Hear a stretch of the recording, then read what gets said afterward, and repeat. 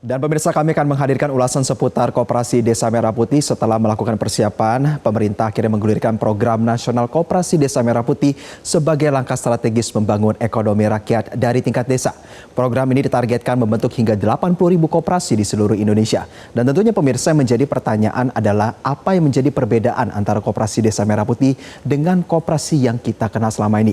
Kita awali dengan slide yang pertama pemirsa, bahwa dalam definisinya secara semangat begitu ya, pemerintah itu menargetkan Koperasi Merah Putih ini sebagai lembaga yang beranggotakan masyarakat desa.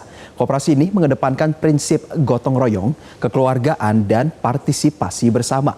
Presiden Prabowo Subianto menegaskan bahwa koperasi akan menjadi garda terdepan ketahanan pangan, penciptaan lapangan pekerjaan, hingga penyedia layanan dasar bagi masyarakat desa.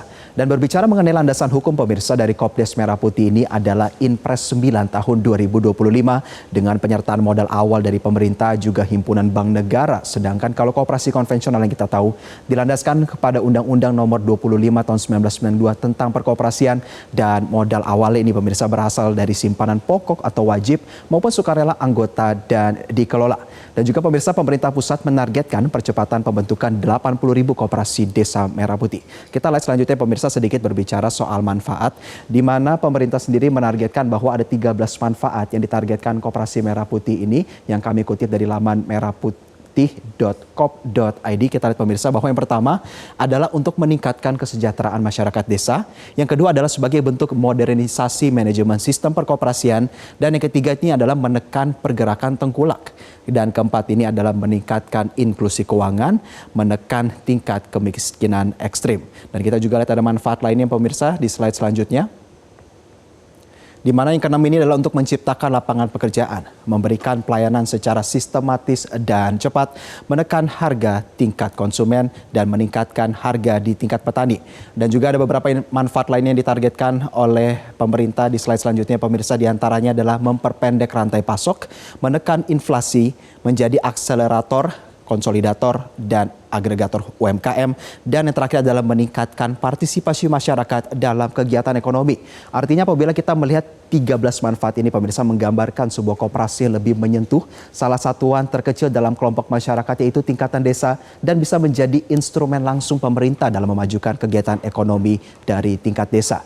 Dan apabila kita melihat dari 13 manfaat yang menjadi target pemerintah ini, ruang lingkup manfaat dari Koperasi Desa Merah Putih ini adalah sebagai salah satu penggerak dari kegiatan ekonomi makro dari pemerintah pusat di tingkat daerah.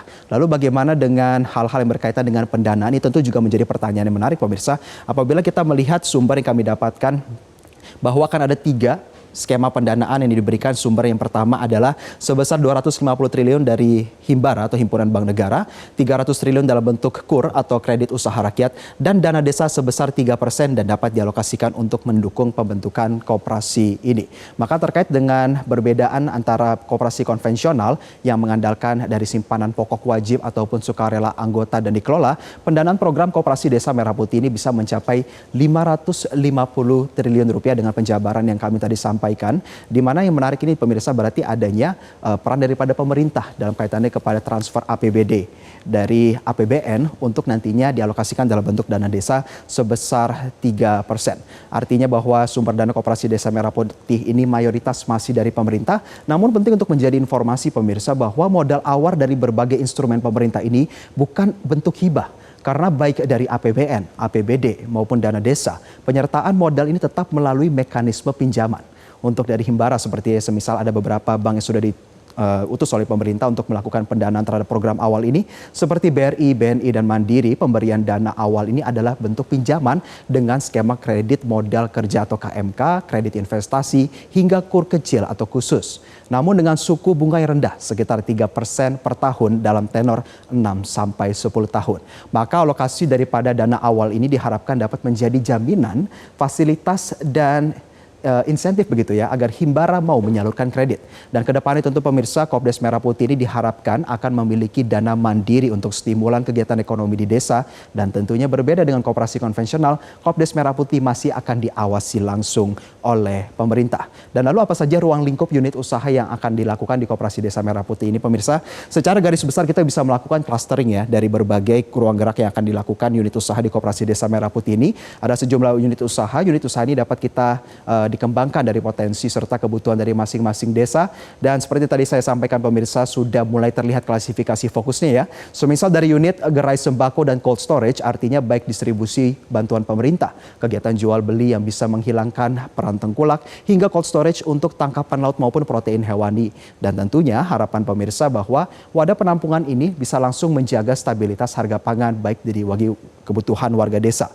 Lalu juga ada unit usaha logistik pemirsa, maka Kopdes Merah Putih ini juga bisa menjadi sentra pendistribusian bantuan pemerintah maupun logistik. Artinya Kopdes Merah Putih ini bisa menjadi tempat penerima distribusi beras dari Bulog semisal, hingga memutus rantai pasok yang terlalu panjang yang memungkinkan menjadi mahalnya kebutuhan warga.